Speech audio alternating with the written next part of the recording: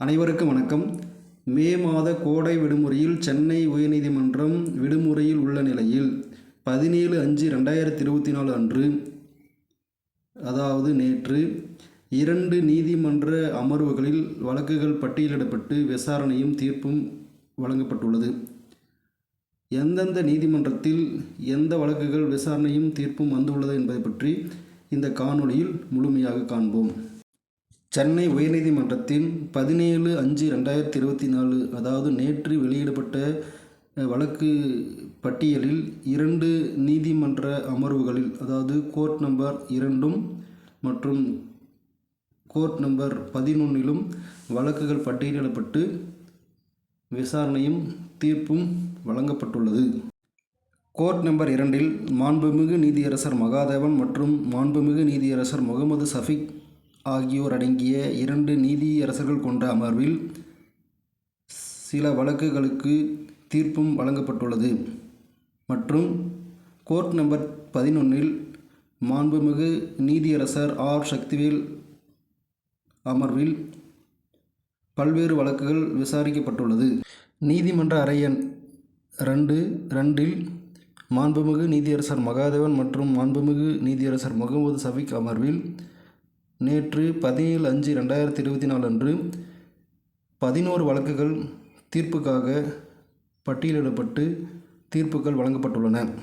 வழக்கறிஞர் கவிதா ராமேஸ்வரம் மூலம் தொடுக்கப்பட்ட 6 வழக்குகள் நேற்று மாண்புமிகு நீதியரசர் மகாதேவன் மற்றும் மாண்புமிகு நீதியரசர் முகமது சஃபிக் அமர்வில் தீர்ப்புக்காக பட்டியலிடப்பட்ட 11 வழக்குகளில் 6வது வழக்கு வரிசை எண் 6ல் 6 வழக்குகள் தீர்ப்புக்காக பட்டியலிடப்பட்டு தீர்ப்பும் வழங்கப்பட்டுள்ளன. டி. சுடர்மணி மற்றும் 2 நபர்கள் தொடுத்த வழக்கும் மற்றும் ஏ. ராமகிருஷ்ணன் மற்றும் 9 நபர்கள் தொடுத்த வழக்கும், ஜி. மாரியப்பன் தொடர்ந்த வழக்கும், எம்.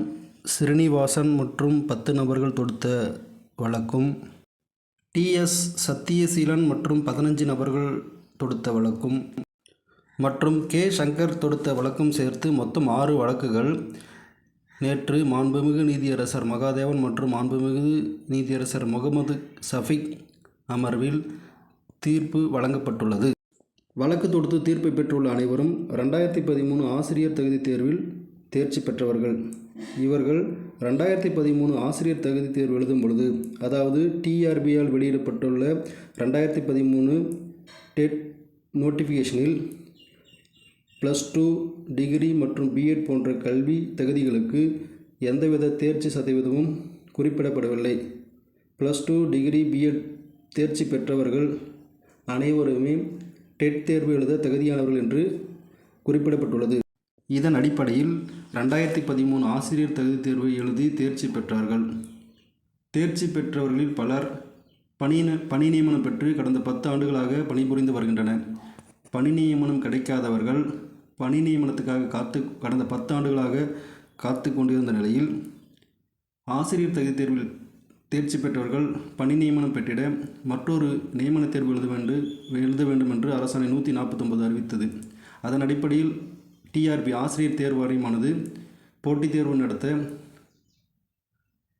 அறிவிப்பணையை வெளியிட்டது. அந்த அறிவிப்பணையில் +2 மற்றும் டிகிரி பிஎட் போன்றவற்றில் குறைந்தபட்ச தேர்ச்சி சதவீதத்தை குறிப்பிட்டிருந்தது.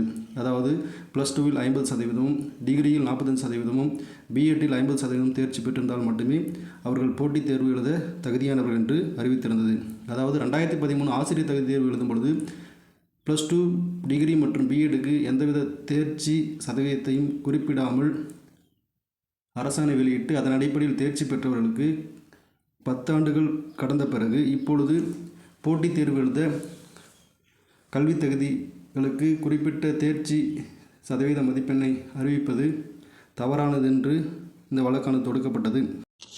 இந்த வழக்கின் இடைக்கால உத்தரவின் அடிப்படையில் கல்வி தகுதி மதிப்பெண்களில் குறைந்தபட்ச தேர்ச்சி சதவீதத்தை பெறாதவர்கள் நீதிமன்றத்தின் இடைக்கால உத்தரவின் அடிப்படையில் போட்டித் தேர்வு எழுத அனுமதிக்கப்பட்டார்கள். தற்போது அந்த வழக்கினுடைய இறுதி தீர்ப்பு 17/5/2024 வெளிவந்தது. இந்த தீர்ப்பானது வழக்கு தொடுத்தவர்களுக்கு சாதகமான ஒரு தீர்ப்பு வந்துள்ளது என்று தகவல் கிடைத்துள்ளது. மேலும் இவர்களுக்கான தீர்ப்பு வந்த அடுத்த நாளே, அதாவது 18/5/2018 இன்று போட்டித் தேர்வுடைய முடிவுகள் அறிவிக்கப்பட்டுள்ளது. இந்த வழக்கு தொடுத்த அனைவருக்கும் சாதகமான தீர்ப்பு வந்த நிலையில் வழக்கு தொடுத்த அனைவரும் போட்டித் தேர்வில் அதிக மதிப்பெண் பெற்று பணி நியமனம் பெற்றிட வாழ்த்துக்களை தெரிவித்துக் கொள்கிறோம். இதுபோன்ற தெளிவான, விரிவான, உண்மையான தகவலை தாங்கள் அனைவரும் அறிந்து கொள்ள டீச்சர்ஸ் மீடியா சேனலை சப்ஸ்கிரைப் செய்யவும். நாங்கள் பதிவிடும் ஒவ்வொரு வீடியோவும் உங்களுக்கு நோட்டிஃபிகேஷனில் வந்து சேரும். நன்றி, வணக்கம்.